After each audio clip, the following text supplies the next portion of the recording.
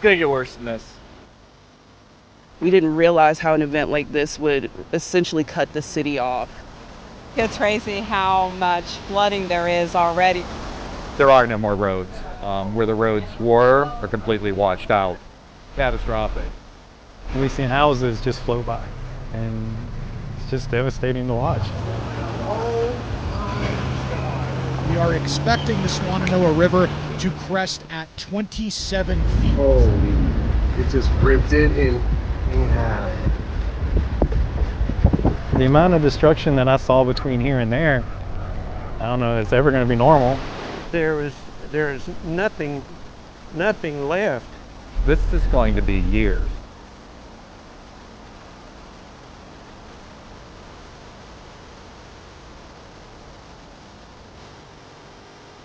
We are all here praying for every single person and every single family that has lost people.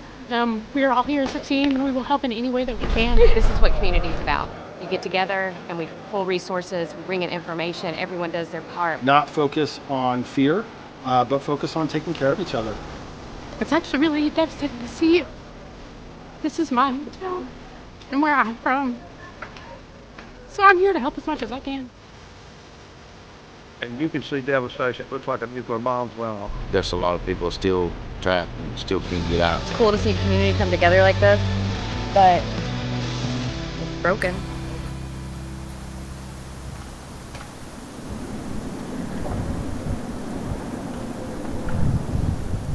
How long you lived in the area? I've lived here all my life. Yeah, born and raised. It's been here my whole life. I've been here since 8th grade. We've lived here since, we lived in different houses, so I'm trying to remember how long it's been. My family moved to Asheville in 1988 when I was in high school. He's almost 40, so about 30 years. We got Athens Pizza 23 years ago, and ever since then, that's what we've done. We got a strong Mitchell County background. But my husband's family's lived here hundreds of years on this road. We've been here since 1946. Right after World War II, my grandfather bought an apartment building right here and started his sock company. I mean, the beauty, you know, the people, everyone's so nice, and, you know, it's a beautiful place to live. You know, it's a place where people know each other, recognize each other in the grocery store. Our parents in high school knew each other, could keep tabs on us. Why stay here? Because the people will love on you.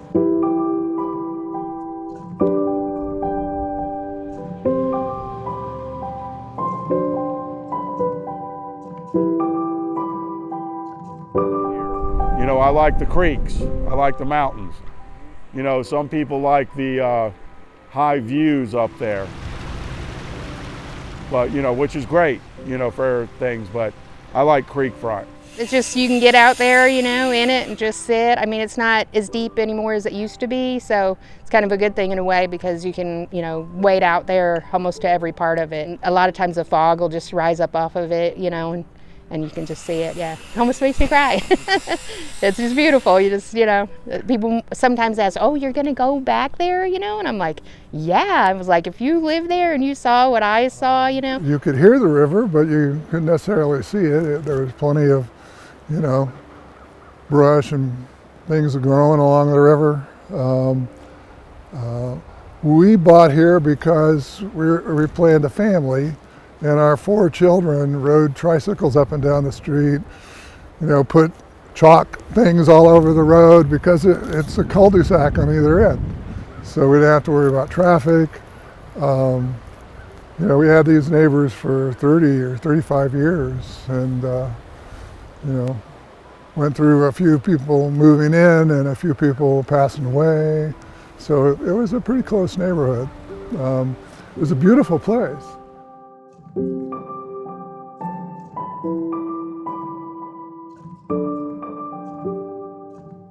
It's really nice weather that time of year. You know, it's not too hot, not too cold. You know, it's time of year, a lot of people like to fish, you know, and it's approaching leaf season, which is a big tourism, you know, driver for us.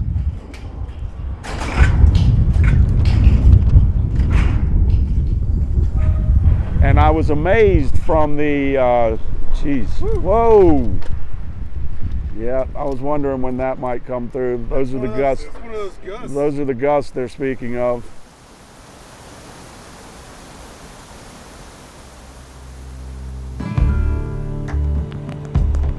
Yeah, we have serious concerns that we are going to see significant life-threatening flash flooding. The landslide potential is high. Those are actually my days off when we got that first weather front, the rain. And I remember I even recorded a video. I was sitting on my back porch and, you know, I really liked it. I loved just sitting and watching the rain and listening to the wind chimes tinkle. And I just took a quick video and, you know, I didn't realize what it was going to be leading up to. Here's my memory of those days leading up to it. The computer models that we look at for rainfall predictions were in double-digit rainfall, and it was concerning. It seemed like every briefing we were getting from, you know, state emergency management was worse every day. You know, at first they were telling us, compare this to the 1977 flood, which is the flood, you know, most people here remember. And then, you know, seems like, I guess about 24 hours before the flood, it evolved to prepare for the 1916 flood. Yes, 1916 to that point was the major flood that rolled into western North Carolina, but we also didn't have anybody along the rivers living like they do now. I mean, the population was a fragment of what the population is now. So our emergency management, they're letting us know, they're saying, hey, we've got a weather system coming in. If this one stalls, we could get some flooding. We're watching the track of this Hurricane Helene down here. We're not quite sure, it could come up through us. If you're more than 4 or 5 days out, you have to understand that there's a lot of change that's going to happen, and you can't hone in on one specific solution. Yeah, we had a pretty solid track on Helene. That didn't seem to change very much in the days leading up. I feel like, and if I remember correctly, maybe you will, in the early part of that week, that stationary front that was there didn't look to be that active. It didn't look like we were going to see the amounts of rain that we did with it until we got a little bit closer. Absolutely. To it. Yeah. The week that the storm was developing, it was obviously looking like it was going to be worse and worse as each day got closer to the storm. We'd seen predictions like this in the past, and then the storm move, you know, north or south of us and it not be as bad. So, you know, there was still that hope that, well, maybe that's what'll happen this time. Good morning, everybody. Chief Meteorologist Jason Boyer here. And I was dropping my son off at school earlier this morning, and I started thinking about what is likely to unfold in the next 48 hours. And I thought it would be best to do a video to stress with you, you can hear it from the horse's mouth, how significant the impacts are going to be. The word catastrophic kept going through my head that the Weather Service had started putting out in their discussions. And I was driving by Cane Creek and I crossed the French Broad, and I was just kind of like, I can't imagine all of this land here being underwater, but what if? Because we're leading up to the event with heavy rain in the forecast, even before Helene's moisture gets here. We're going to add a foot or more of rain in many areas in a short amount of time. I want to say something and be a little more direct. I need to stress this with you. Places that normally don't flood could flood. So if you got through Francis and Ivan, even Fred, without flooding, that does not mean you're safe from the flooding this time. That was my biggest scare, was that people are complacent if they've never experienced flooding, right? So they think it isn't going to flood here. I've lived here, or I know my neighbors have told me that they've lived here 20, 30 years plus, and they tell me it's never flooded here, right, in this place. I just wanted people to kind of realize that it's a possibility. Just be ready for significant impacts, significant flooding, and we'll be hopefully getting through it as unscathed as possible. They weren't saying it would be more severe than anything we'd ever seen, but it was going to be severe. And in my mind, I thought, well, I was here for the 2004 hurricanes, maybe it'll be something like that. We knew that there could be flooding even that far out. We just didn't know how much flooding. Yeah, and with hurricanes too, you know, they put out that cone, and for very good reason, you know, especially a few days out. I mean, any variability in that cone and in the distance could be, what, 100, 200 miles. We're so used to floods that, you know, you just, when somebody says it's gonna flood, you're like, okay, we'll get our cars at the end of the roads. That's usually what we do. And, you know, pick stuff up out of the yard, things like that. We did that usual kind of, you know, thing. So no, and even at the time, you know, you're like, okay, well maybe it's gonna get such and such, you know, but you never imagine that it's gonna get 28 feet, you know, that's just unheard of since 16. When we reached that flood state Thursday night before Helene even came in, that's when I started to get worried. But it's one of those things when you're in it, you're just kind of present to what is happening. And it wasn't really until things started to actually get bad that on Friday that I realized that we were in trouble. I mean, we had 16 inches at my house from that first round of rain. That's incredible. When the storm was 700 miles away. Well, it was one that I should have listened to myself on.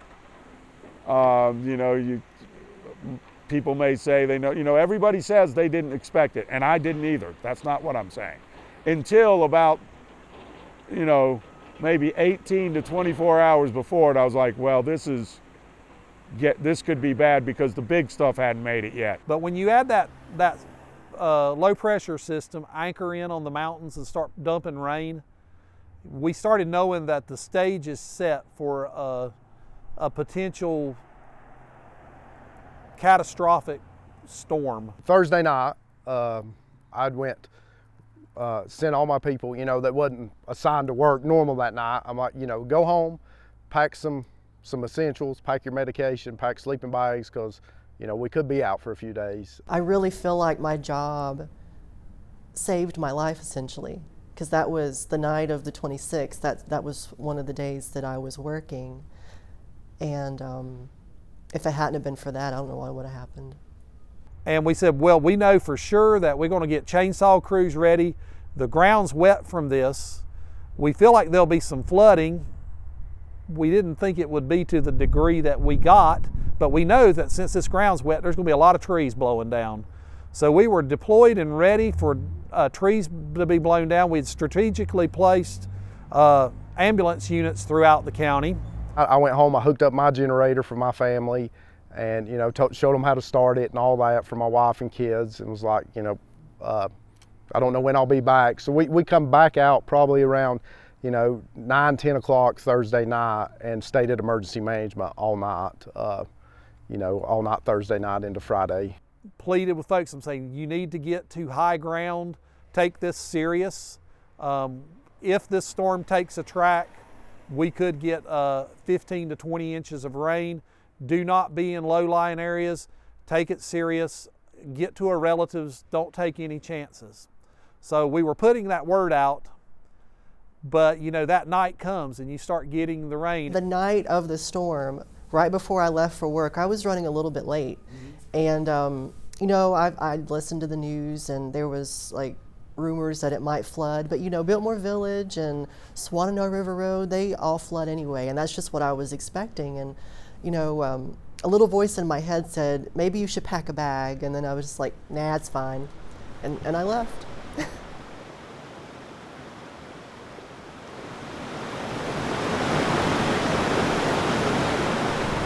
You know, before this last storm, we had 3 different events where this little peaceful creek down here became a raging torrent and was knocking car-sized boulders down, creating those big percussive thumps, like just mind-blowingly powerful. We even had one where in one place the road was taken out, and that was eye-opening, like, wow, you know, we're living amongst really powerful forces of nature here. And we thought that this storm, Helene, was going to be similar. All the models showed that it was going to be similar, but we were already in a flood state when the storm hit. And it became, especially around Friday morning, it became very clear that we were approaching levels that had never been seen. And we were getting down trees, down power line calls, power outages. You know, Biltmore Avenue and Swananoa River Road have already started flooding.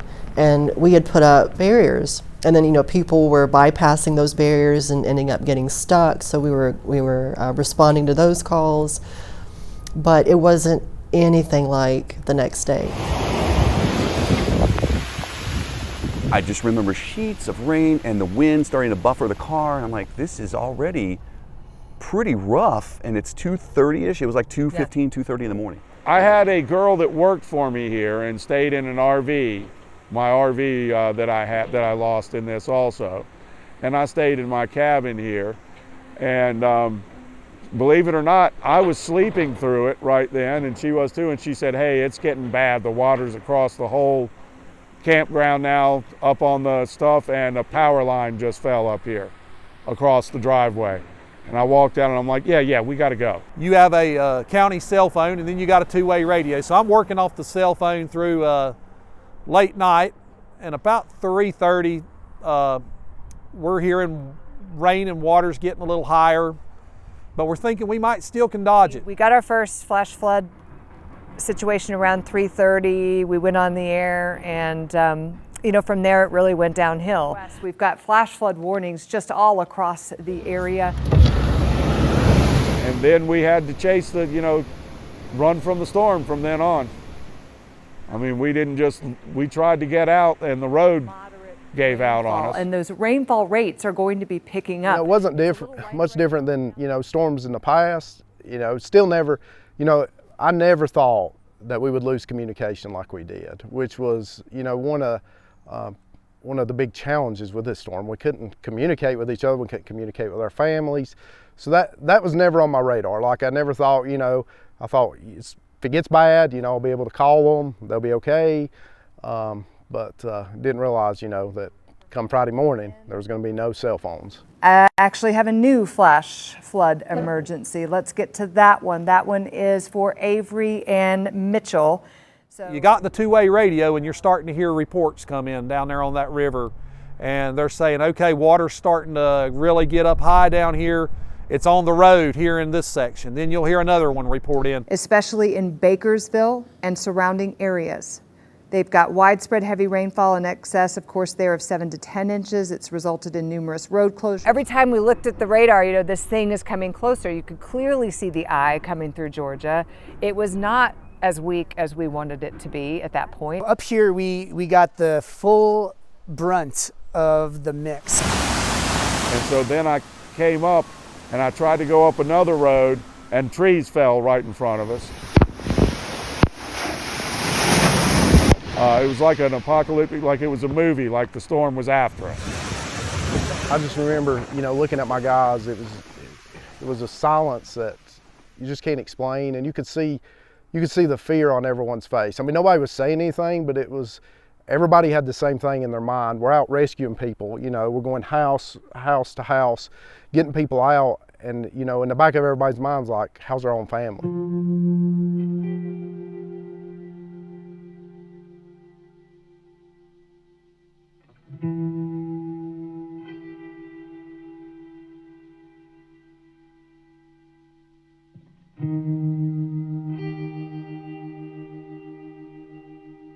And for those of us that was in town, we were cut off. We couldn't get to our families. Same thing, you know, I had people in every community. I had deputies in every community. The people up here in Pensacola, they couldn't get out of Pensacola. And I remember talking to some of the guys afterwards, and they're like, we thought, yeah, Pensacola got hit bad, but DOT will be up here in a little while. You know, there'll be help up here in a little while, not realizing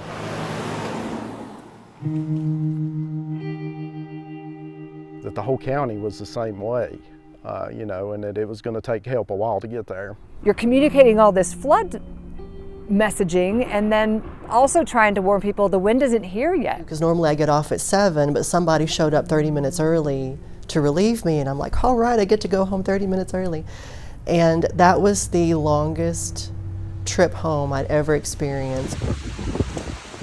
And then I came back up this way and saw a tree, one tree fall. I was like, hey, look at that.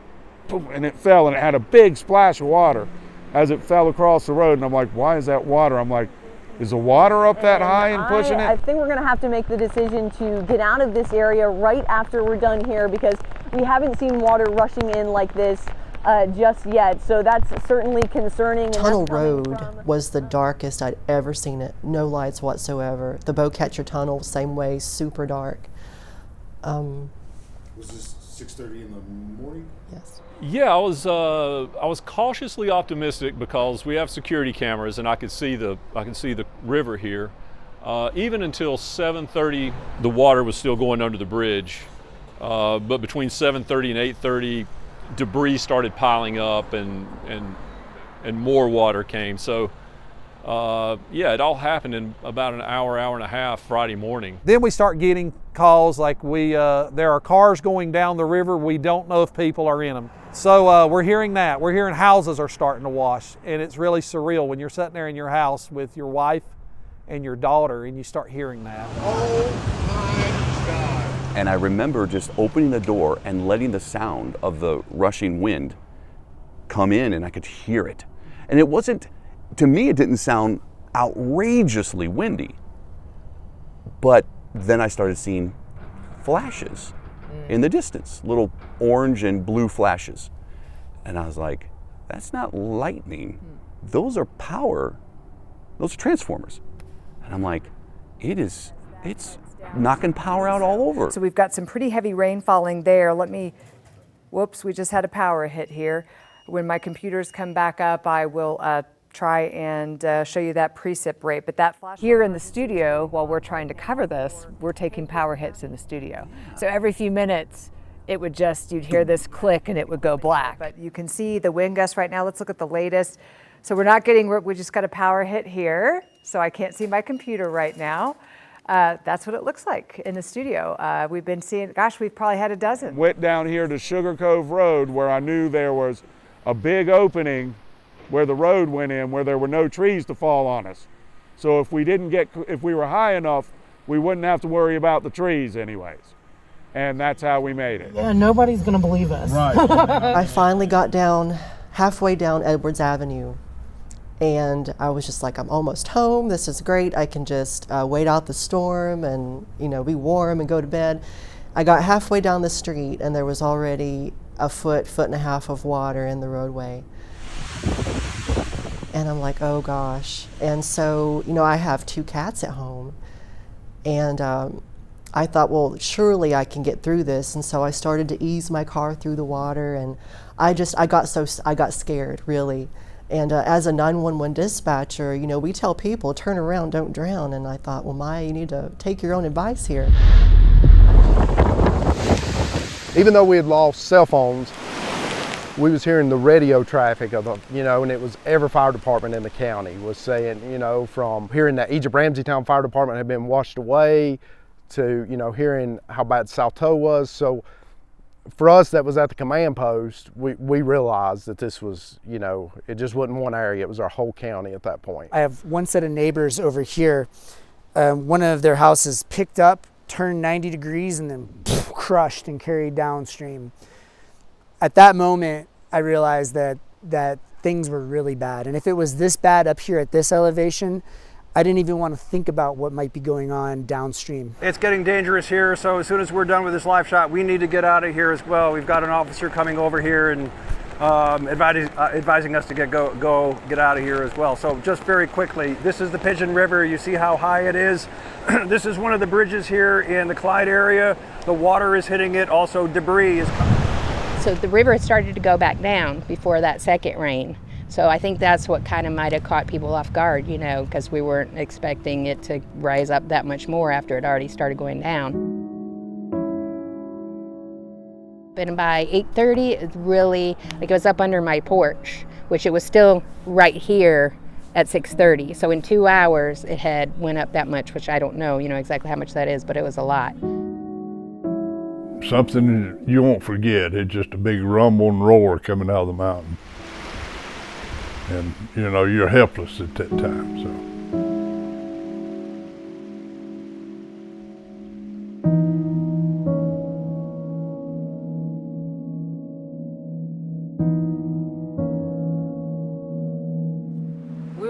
We were in camper that we lived in beside my brother and sister-in-law's property.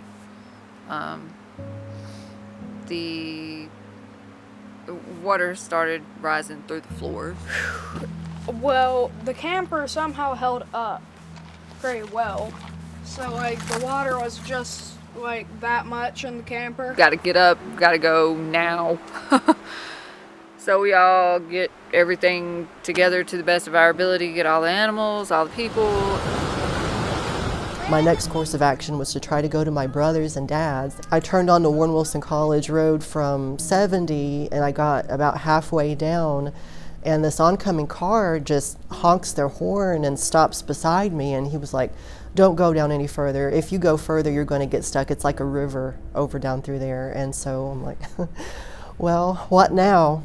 And so I remember turning around, stopping at that Shell gas station at the intersection of 70 and Warren Wilson. And I'll be honest, I cried a little bit because I didn't know where to go. When the thing came by us down by the road, it had cars in it, rolling big stuff like this through it, you know, ready to take us out, and was coming at us up the road, up the level, but we were up as high as we could get, and she had braced herself. I remember like this, I'm like, oh man, this may happen. I'm gonna say maybe 1 o'clock on that Friday, I saw my brother-in-law and father-in-law, and I was able to ask them, I said, is my wife and kids okay? And they said, yeah, they're good. And that was at about the same time I'd heard on the radio that my parents' house was gone.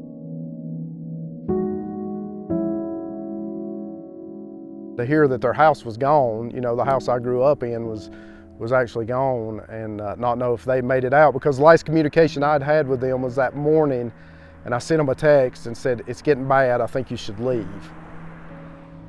And it stopped, no joke, from here to like 8 feet, maybe. So did you guys just get out and leave? Yeah, we just trekked and climbed uphill all the way to our neighbors. We wouldn't be here if it wasn't for them, I don't imagine. They took in 7 people, 3 dogs, and a cat, without question. That's when I called work and I just said, I don't know what to do. And they're just like, come back, come back. And I made it back to work. My 92-year-old grandmother lived right across the road from them. They were getting her, and they said they looked back out and the water was around the truck. So they couldn't get back to the truck. And they actually went through the back door of the house and waded through water and climbed up a bank to get away. Again to our area this morning. The good news that I can report now is that is moving out. You can see it in Virginia, back out to Raleigh, east of Charlotte now. So we are seeing the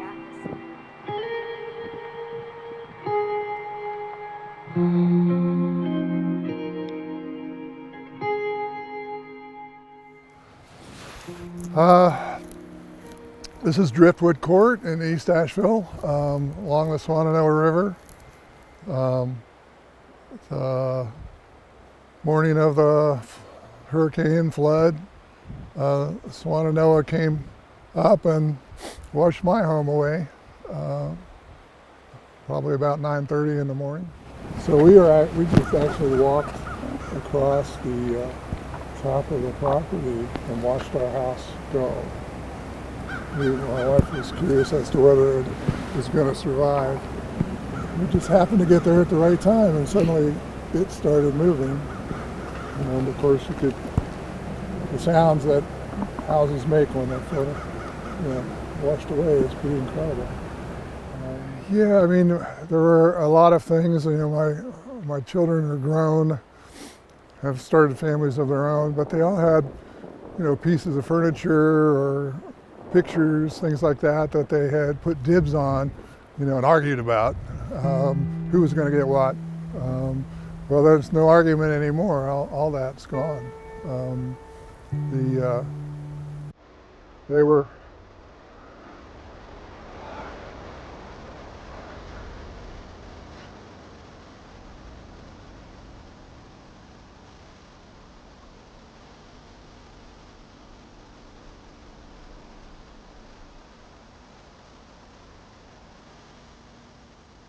So I'm in North Asheville, My house is in North Oshawa off of Elk Mountain Scenic Highway, which goes on up to the Parkway. It's a pretty severely hit area. My son and I, when the storm passed, we threw on our backpacks and hiked out to my dad's house, which is the closest family house we could get to check on them. You know, I wasn't sure, like everybody, whether our neighborhood just experienced the worst of it and maybe everywhere else was fine. You know, I had no context for what it was like. You're like, is this Mitchell County only? I wonder how Avery and Yancey are doing. You know, when you're just on that initial first day and, you know, you're getting reports from your boots on the ground on two ways that all our roads are out. They're either trees or landslides, bridges, so we're completely cut off. When it turned nice that day, we're still trying to get out and assess, you know, what all was going on. We knew right here in our little holler, but we didn't know what happened on across the hill. But you couldn't call anybody, you couldn't call out. My husband and I both have different providers. Neither provider could call out. My sister lives in Florida and she got a hold of me, I think it was 3 days later. She just broke down sobbing because, you know, she's like, I didn't know if you were dead or alive. Eventually, when I talked to the governor again, he had told me that there were landslides that had taken out the fiber to cell towers, and that's why it wasn't immediate that the cell service was lost. That it took a minute till Saturday till it was completely gone. Nothing. I mean, there was no communication with anybody because everything was down. Just a matter of minutes, and it was over with. I mean, my son managed to get a message out before the phone service died to his 3 sisters. And, you know, they were like, no, that can't have happened. And of course, as it turns out, with, you know, news outlets like yourselves being broadcast, they knew more than we did without power or cable or anything like that. The Swannanoa River Valley under a flash flood emergency there. My mom being in Texas and your family being in Illinois, I mean, I felt like she knew more than I did when we were talking, when we had the rare cell service to talk, because you came in fighting through trees. I had been here the whole morning. So when you and I switched, and I left the station to try and figure out if I could get back to the hotel. That was my first plan, which was chaos, getting over there, no traffic signals. It was like almost an apocalypse. I mean, there were people kind of wandering around. It was really weird. And there was a period of time there that we couldn't even make communication with all the deputies to know that they were alive, which was, you know, extremely stressful. We had one that was trapped by trees, and then we had, you know, deputies up here, and then we began hearing that they'd lost their home. But, you know, they come on in, they kept working. I mean, I'm blessed with the best people in this country. You can't convince me otherwise. They came in, they did their job, even though they didn't have a home to go to. And we had first responders whose homes were flooded completely, and they're still out there doing their job. You know, I met volunteers too who were doing volunteer work and they'd lost their home. I think that one of the things I appreciate about the people is that they recognize what an incredible thing it is to sacrifice, to still do your job and probably do your job overtime in a moment like this, even when you've got a family, you've got a home that may or may not be intact, and you're still out there doing that work. I know that if you ask any of our first responders, you know, would you do it all over again? They would say, absolutely. Day one, it's like you're in a fight and somebody punches you and knocks you down, and you're just trying to get your wits about you and get back up. We got hit and we got knocked down, and everybody was trying to get out of their house. They were trying to cut out of their driveway. We had firefighters, volunteer firefighters that were deployed in their fire departments. They were, you know, needing to make sure their families are okay. We had law enforcement all out in force. We had all our services were booked up, but when you take that 24-hour straight shift, and then you've got your mom and dad, you've got your wife, your kids, and you're worried about them, you've got to get there and check. So, you know, everybody's trying to make sure, you know, that everything is okay in their circles that first day.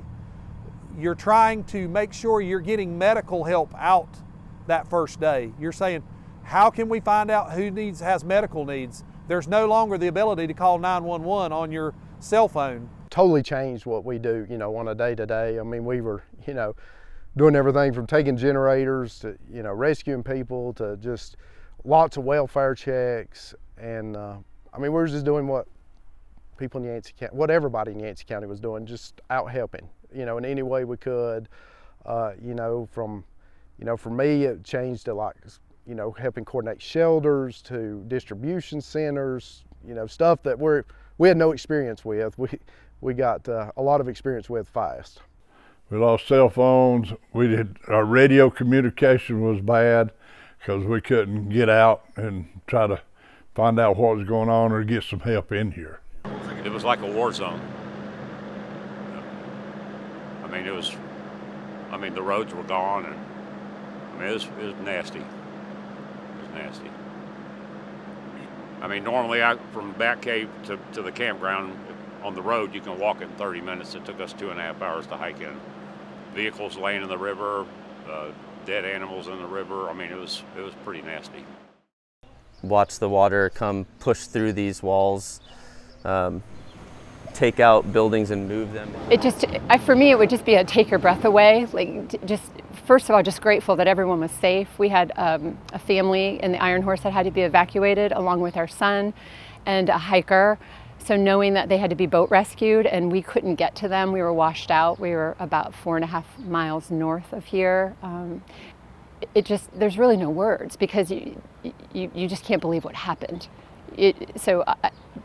Shook, I guess, is the best word. That, you know, traumatized, shook, but relieved that no one in town we didn't lose anyone in Hot Springs. So there was immediate relief with that. So I had a group of about 11 people who were with me on site, and that became the group of people that I had to work with. And my job at that point was to keep people feeling safe and calm. It was the next day before the water levels receded to any point where we could even attempt to try to get out of here. Well, it was so hard. It was so hard to get out of your house and out of your driveway. It took me 6 hours to get out of my driveway, and then I rode my bicycle to town. I live about 2 miles east of here, and you know, mudslides and trees everywhere, and houses in the road, and it was just it's one of the few times in my life I've truly been in shock, just to see the devastation really right in here, you know, with houses and propane tanks and cars and everything just flowing down the river. Well, you know, we think of ourselves as being lucky. Excuse me. About noon, when we managed to cut down some fallen trees and get out, all of our neighbors, except for one, survived. We went to several local hotels, so we had no place to go.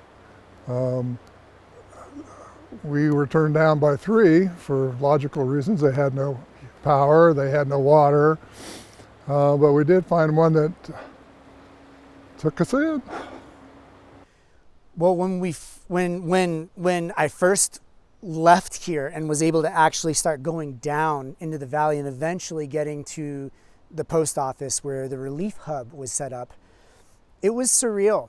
And granted, all of our nervous systems were still in a state of shock. So there was an awe at seeing all of these landmarks and homes and roads and everything that we have known for so long. You know, I've spent a lifetime coming up here, even before I lived here. So to see how much of it had been completely shifted, all of the destruction, smashed vehicles and debris up in the trees and homes that had been carried and tipped and crushed and just everything. And as people were emerging, recognizing faces, having conversations with people, strategically coming up with plans to meet them at specific times in specific places, because we didn't have cell phones and we had no way of communicating with each other. So we had to preemptively decide on a strategy on how we would support each other, kind of the way that it was done in the old days.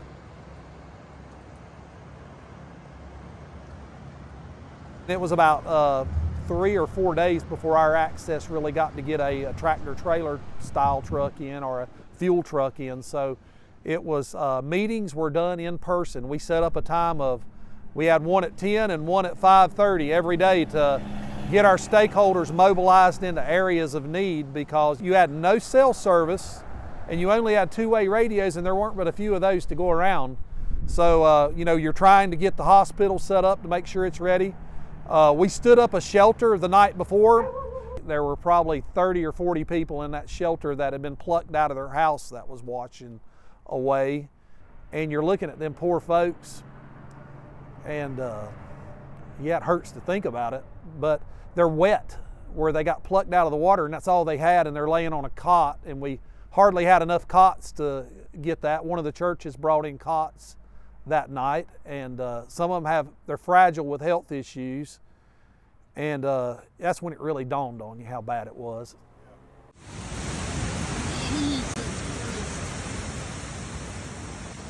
I believe it was Saturday, I learned about the devastation at North Fork, but that took a second to understand, because places in the city still had water, some were losing water, so to understand how severe that damage was, and just even how difficult it was for them to assess it because roads had been washed out to get to the locations. But I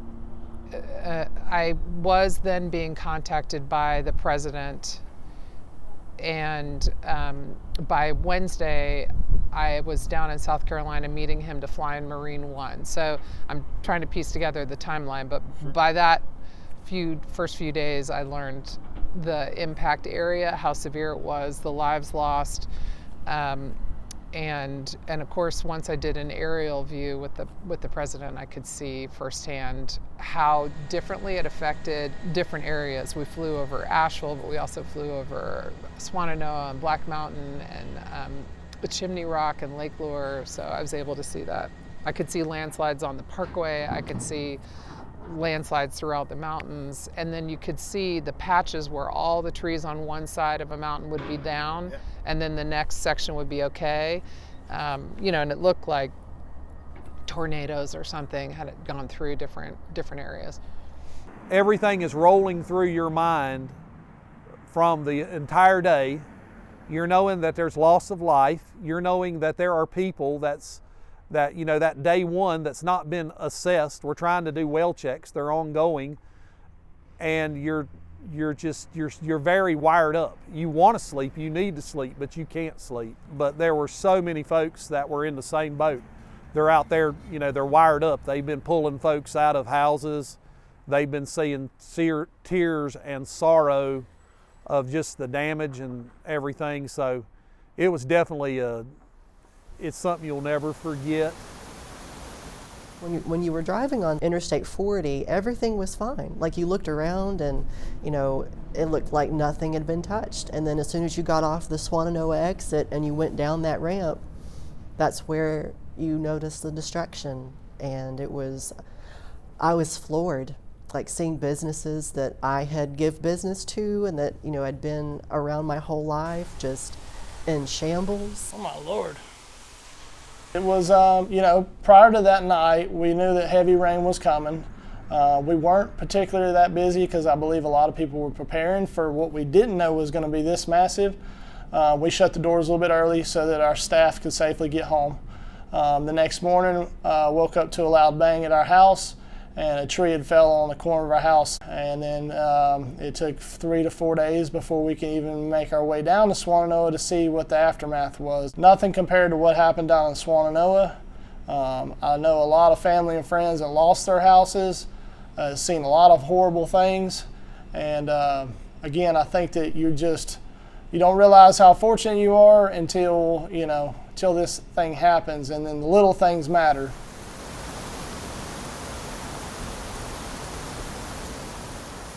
There are 18 houses all together. The ones on the hill obviously made it. A couple of them had partial destruction. There were 5 untouched out of the 18. And again, 11 that just disappeared down the Swannanoas. Sorry, I'm shaking as I say this. I remember we went down Edwards and we still couldn't get all the way down because there was just so much mud. I could not believe how much mud was caked everywhere. And as soon as we got to the house, it was so surreal. It was something almost apocalyptic. It was like a war zone. There was just so much mud everywhere. My door was wide open. I assume it was from the first responders that checked all the houses to make sure nobody was trapped or inside. And just to see everything turned upside down, it was absolutely unfathomable. And I'm not materialistic by any means, but you know, I inherited this house from my grandparents, and it was my great-grandparents' house. So, you know, there was a lot of antiques and mementos and pictures, and just to basically see my whole world upside down like that, it was a really hard pill to swallow. But the juxtaposition of the first couple of days of knowing this had happened on the eastern kind of side of the county to downtown with tourists who were stranded. They couldn't, the interstates were closed and they couldn't leave. And they had really no idea what was going on, and they were having a good time. And if you turned around and came this direction, it was just devastated.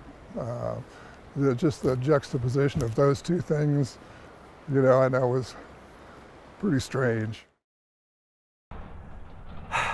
It's difficult. I think that I have seen weather affect my life like you, growing up in Texas, growing up in Illinois.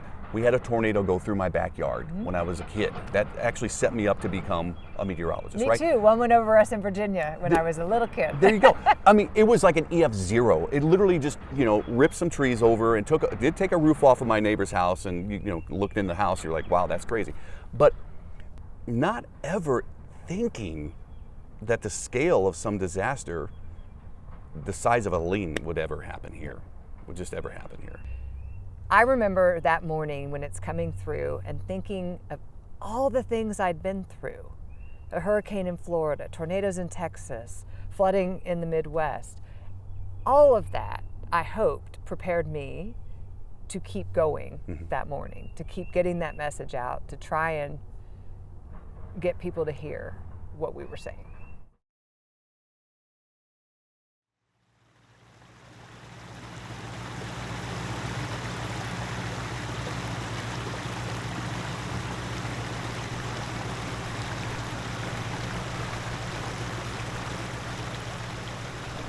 When did you hear that someone had passed away from this? Well, pretty automatic from these people here, because I was here when they were rescued and they were telling them. So we knew of the one. That was it, and hard to hear, and hard to see, the family afterwards, of course. John dealing with it and things like that,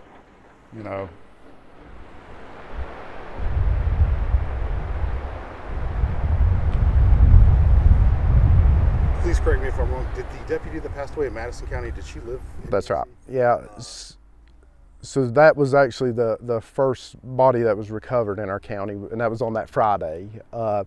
They radioed me. I was in the en route, and they said it's a Madison County deputy. So I immediately knew, given the location and that, who it was, because small community, we know everybody. She grew up here, so we knew her very well and her family. That was tough, and we couldn't even get her out at that. I mean, we couldn't get her to the funeral home at that point, so they had to take her to the fire department for the night. And then on Saturday, I went over and notified her family at the Madison County Sheriff's Office and the Sheriff of Madison County in person. On that day, the Major was going out to work to protect the public at the height of this storm. That was very tough, just knowing that her life had been lost. Who is Bruce? He was my husband's uncle. And how did he fare during the storm? Well, he did not want to leave. They actually came, the fire department came, and they started about 3 days ahead of time, came down every day and warned everybody and asked everybody to leave. A lot of people did go ahead and leave, but a lot of people did stay too. And Bruce did not want to go. And but Bruce has seen, he didn't see the 16 flood, but he's seen every other one besides that. And then he said you just went inside and closed the door. And then Luke said the water actually started to go down, and but we think something must have hit the block and knocked it loose and knocked the trailer out. And he said that the trailer just went into like a V and just sunk down into the water. And he and the Walnut came down and the rescue came down, and they just determined that they couldn't, go over there to get him, save him. So he was there from about 4:30 to 10:30, and at 10:30 either must have, let the water must have went down or something happened, and that was, he was gone. And they found his body in Hot Springs. So, yeah.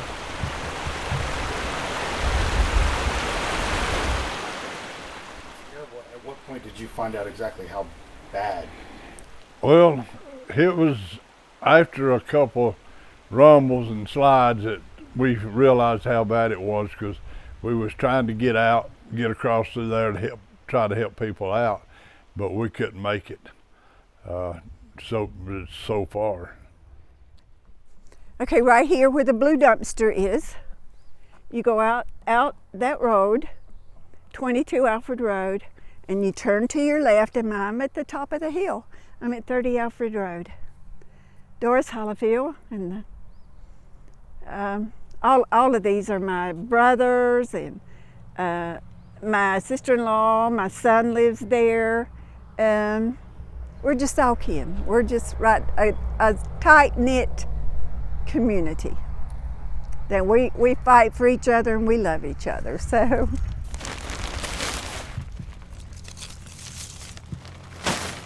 I'm beautifying the cemetery. Lots of loved ones here, and I just want to honor them by making the graveyard nice and lovely. But I've seen all the stuff laying down there, all the flowers and tarps, and I just couldn't stand it anymore. My mom's here and Dad's here. I want it to be, I want to honor them. I want it to be clean. So that's what I'm doing today. You caught me. We lost 11 family members. I think we lost about 14 altogether.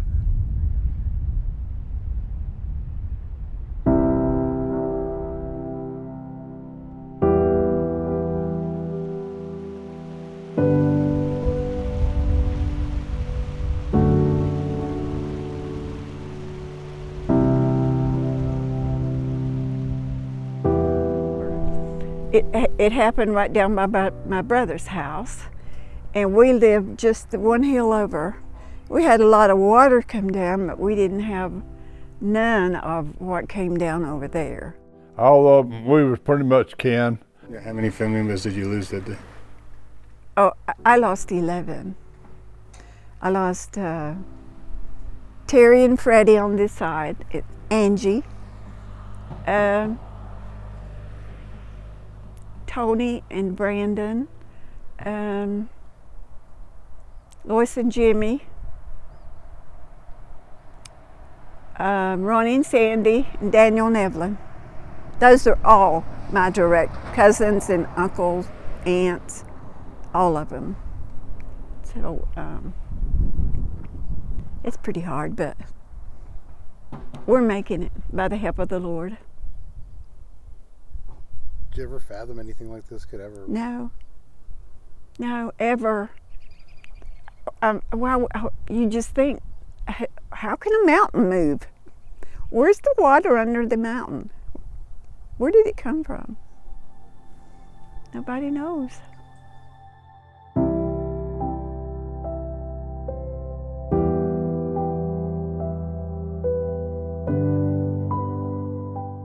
You wouldn't have had any idea, you know, something like this would happen.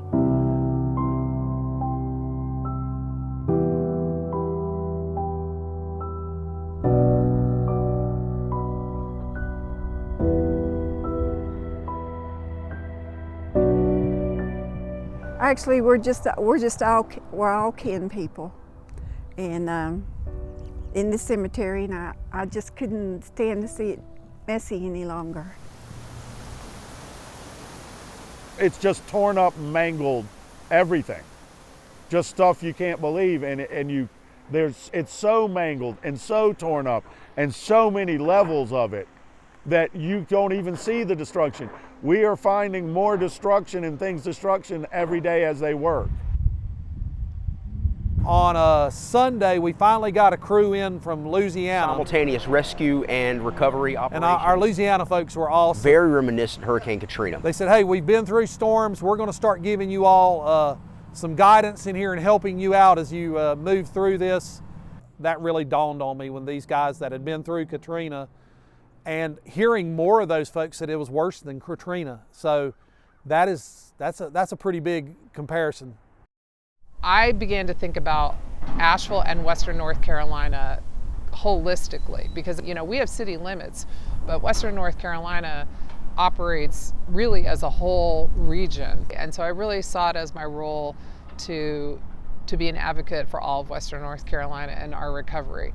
So everybody has a different job to do in this catastrophe, and I felt like mine was advocacy, making sure we had the resources that we need. I went to Washington a couple of times, just generally trying to make sure to advocate for all of Western North Carolina. I didn't think it'd be repairable. It was pretty torn up. But we're making headway, a little bit at a time. Well, it'll never get back to where it was, but it's just going to take day by day to get back, kind of normal. The only way it's going to get done is to go after it, so that's what I did.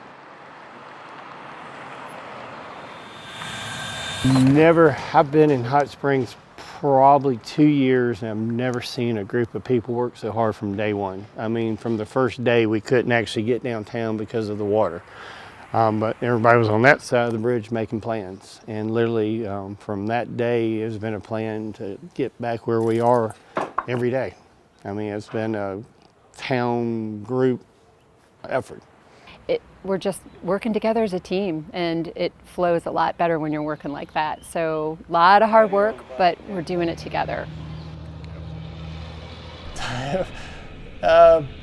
Pretty heartbreaking. Yeah, to say the least. It was just, what are we going to do next? But aside from that, you're also worried about the people, your regular customers, your staff, your family, your friends. That's utmost more important than a building itself. So that's kind of where you got 50 things going on at once, and you got to decipher priority. And I think just the wellness of the people is more important than just having us pick up the pieces and rebuild. In times like that, yeah, you're kind of really focused on what you need to do, and for the next 30, 60 days, I have 16-hour days ahead of me, and so you just kind of process that and get to it. I mean, there was no other choice, right? It's like, this is what I'm supposed to be doing right now, and I'm going to do it. Sometimes it doesn't matter what strategic step you take first, as much as you pick what feels like an intelligent first step to take and take it.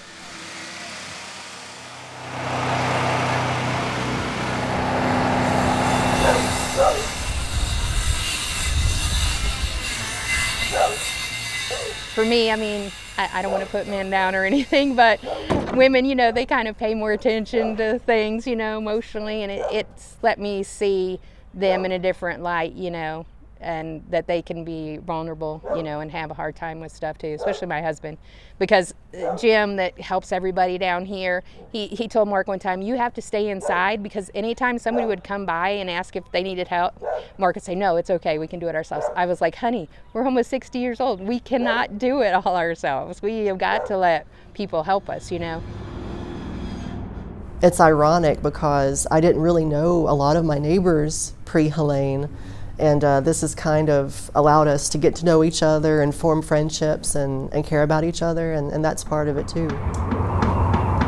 It was really funny in a certain way, is that we all have chainsaws and we're on this road, and we have so many trees that's been fallen. Well, there's probably 15 vehicles in a line stopped. And then you go to the front of the line and you got your chainsaw and you're thinking, hey, I'm gonna get here and cut a few out. Well, there's so many people with chainsaws cutting, you can't even find a place to kind of jump in on. We were just coming back up, dropping off our friends here, trying to get just some people out right now, and we're just honestly get word from people outside. We would get out on that Friday and it doesn't even start raining, and people's out on their farm tractors, they're out on their own equipment, you know, trying to open up these roads. In Barnardsville, you were seeing two communities emerging. The community of people who've been here for generations and have been here their whole lives, and the community of homesteaders and people that are coming in here to live that kind of lifestyle. And there was a lot of separation between those two communities. And this storm just eradicated that separation. My employees that can work equipment are rebuilding roads. And then what you do, you just sort of kind of dump here, dump there, and just start giving it a slot route. If people could have seen, you know, those first few days when it was just us, before the, you know, all the help started coming, it was just neighbors helping neighbors. All right, it's what we're going to do. I think that was one of the things. Through the disaster, you can look around and just see, you know, people handing out clothes, handing out waters, handing out materials or tools, and so it was good for everybody to be a part of it. I think this is going to make this area a lot stronger. It's just an everybody effort, and it's very heartwarming.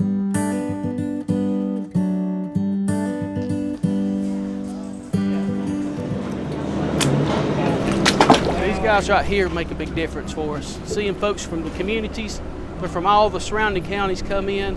They didn't ask any questions. They just walked right into the restaurant, started picking trash up, scooping mud, and working. We don't even know their names. They just come in and just go right to work with us. People came from everywhere, all over, volunteered to help us, and everyone in our community. I mean, the things people did for one another were truly amazing. I mean, truly amazing. I've been fortunate to have interactions with a lot of individuals who've done some wonderful things. I got an email from a woman who wanted to donate her car from New York, and she drove down here and sent me a picture after she donated it. It looked like a nice car too. I mean, just incredible things that people did and are continue to do. Oh, without the volunteers, it would never happen. Never. I've never met Doug or Gary before I came. I just got a phone call and they said we're going, and I'm like, I'll go. I have met so many cool people from all over. I mean, seriously, driving down for 2 weeks, for a month, to stay and help. My faith in humanity is restored. It really is. I was shocked how many people came.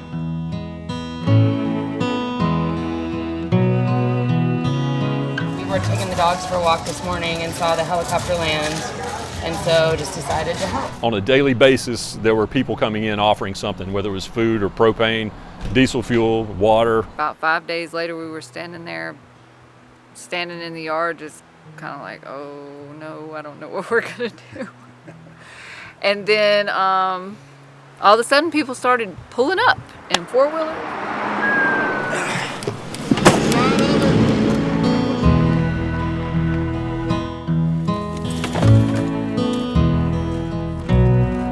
Chicken, beans.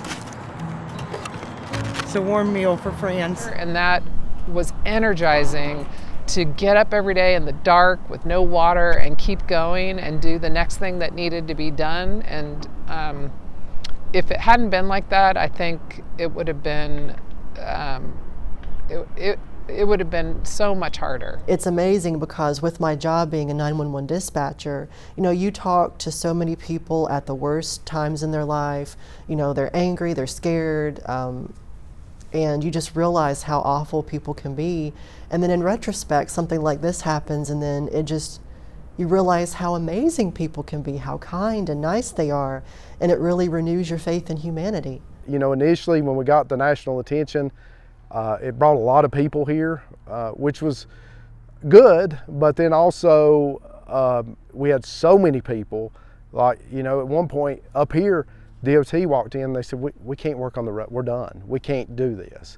So then we started having to control traffic and stuff just so we could get, you know, a road open to even get a vehicle up here, just because there were so many people here. There's been people from Alaska, Canada. I've seen some people from Texas before. And there's been people from practically all 50 and some change states coming here to help. And outside of the country. So it's been a lot of help and a lot of loss.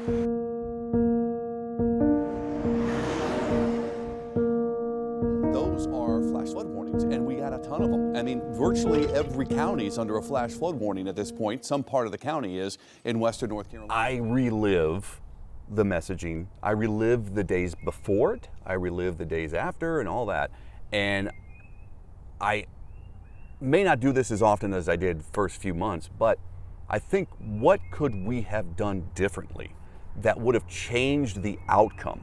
And the reality is, the outcome was going to be what it was in terms of the flooding was going to be the disaster on top of any disaster we've ever seen. The wind was still going to be a disaster. So in the end, we have to also be careful with the words we choose when we're trying to communicate. I or you could not have gone on air and said, you need to be prepared for 2 months without water or more, and a month without power or more. I mean, if we would have said that, people would have panicked. Or laughed at us Or completely. laughed, right. Yeah. I always tell folks I compartmentalize it, because even if I go back right now and start remembering that stuff, I'll get broke up thinking about it. I don't know what it's like for all of you, but sometimes when people start flashing pictures of it or show, you know, you see video of it, it can kind of bring back a lot. It's like the first couple months, I don't think I really thought about what happened because I was just on the go every day constantly. So you're kind of just in that running mode, which I think a lot of people down here were. And then that's how they say grief is, you know, you don't really grieve and realize it till sometime later, you know, what you've lost and what's happened. The community's still holding strong. Like I say, it's a strong knit community, and everybody's still trying to get back to somewhat normal, but it's going to take a long time to do that. It's been really inspiring to see how well people have taken this disaster, but I don't want to let that become like a way to dismiss the impact, because you got a lot of really strong and stoic people up here who've got a lot of resilience, but that also means that there might be a lot of the actual trauma of our entire world being shifted beyond recognition, and things will never be the same. I was very sad. You know, I just felt anxiety for all of the things that were happening, because there is it's hard not to feel like, what did I say? Did I say enough? Yeah. Did I say Did enough? we warn? Did I tell them enough? Because this is far more than most anybody would have expected. You know, no one's ever seen a flood like this before, not in this area. But the neighborhood was a real gem. A lot of things have moved faster than we anticipated. You know, we were initially hearing that parts of the county wouldn't even have electricity by now. So to know that 100% of the county has electricity, and you know, a lot of the roads are paved, I didn't think, you know, that we would be as far as we are at this point. But there's still a lot of work to be done. It's a long game, and if your bridge is out right now and you're watching this and you're having to go on a logging road or a footbridge to get to your house, you're not feeling that recovery as much as someone that might have been spared the wind damage and the flood damage because you run the gamut in the county. This was all RVs through here. You know, they sit side by side all the way from basically that tree all the way to the other end of my property. Oh yeah, I'm living that paved road right now coming through the middle of my campground. I mean, that's pretty much got me shut down completely. It was, it was a lot. It was very chaotic out here at the first few weeks, but at the first few weeks there's tons of people coming out. But after, a few months after, it started to fade away really quick. It's been a lot of gainage and a lot of lossage at the same time. It's progressed. Thankfully. Everything's kind of come to a halt though. We kind of figured it would. It seems like a lot of the focus has left the area because it's such old news. So that means we even get less help. Well, number one, I'd like to see myself back in operation, but so I can make some money. In a couple of years, I don't think it's going to happen. You know, because I mean, what you're looking at. I know they're trying to open up the town of Chimney Rock for Memorial Day, which I hope they make it. But that'll hopefully draw people back. And now I see on further down where they need help. You know, it looks pretty bad that way still. It's been grassroots for sure. It's been our tourists that have helped, our family, our friends, the people who love this town, but we have been a little confused about where the help is when it comes to the federal government. Managed to find a new place. And it's, you know, it's not our home quite yet. It's sad, really sad, but I hold on knowing that I have the grace of God and God's peace with me, knowing they're in heaven. So, you know, I'm good. I will be good.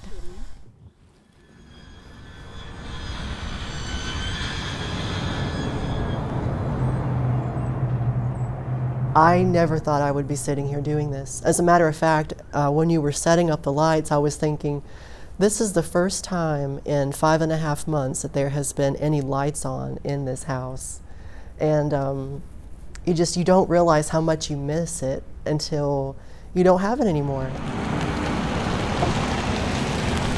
Yeah, it's just, you know, home is, you know, it's a great place. I mean, it's more of a place in your heart, I guess, than a, you know, a physical place.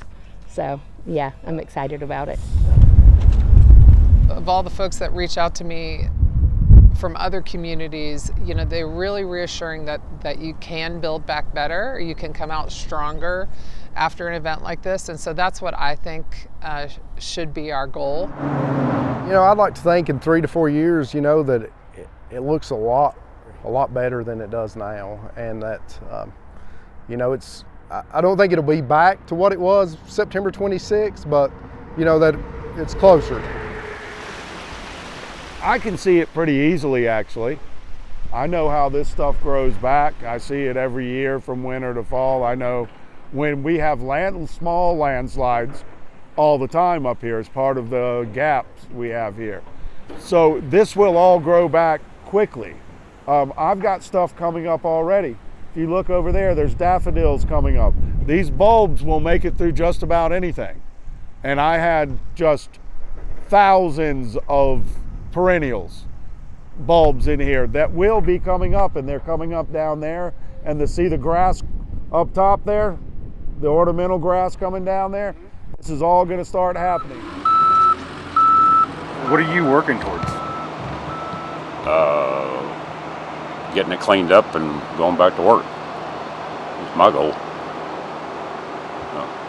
So hopefully here in the next 10 years. We've got by over the years. We've been through a lot. Our mountain folks are self-sufficient. They're workers. They're going to figure out ways to make things work.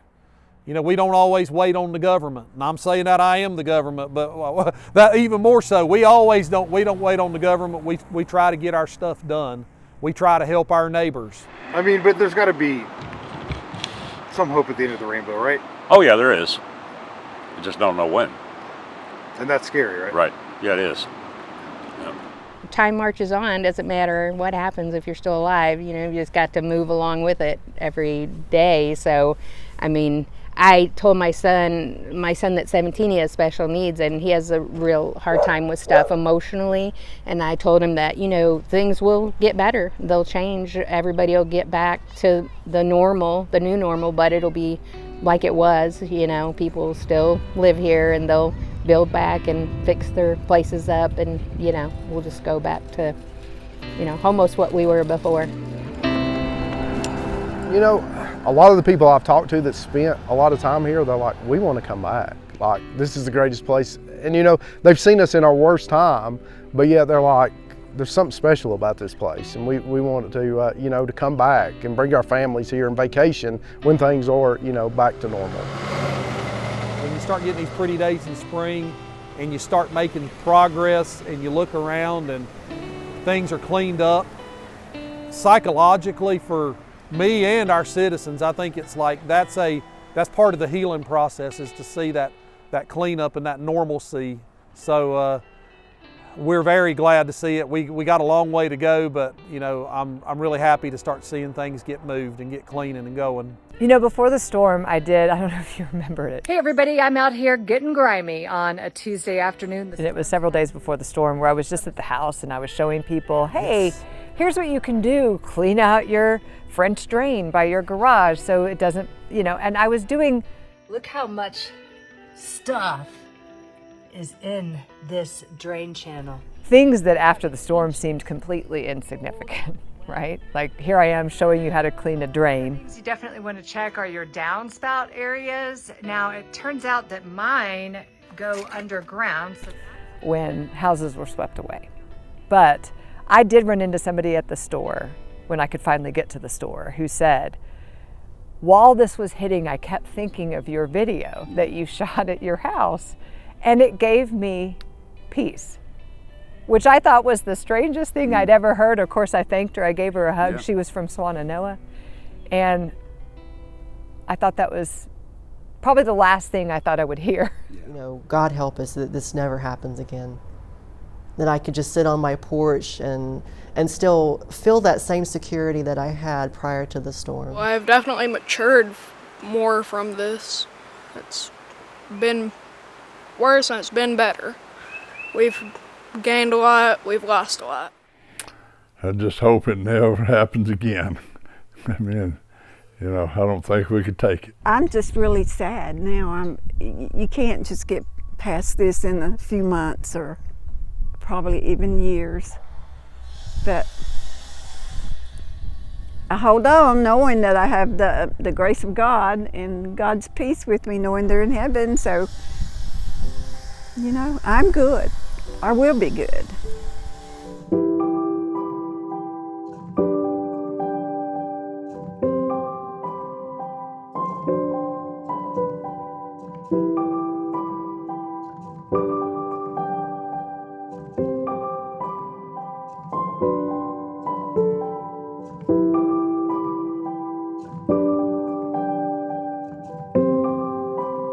We're going to stick together and we're going to get through this. So we just hang on. We just hang on. We're hanging on for spring too. But anyway, we like the nice weather.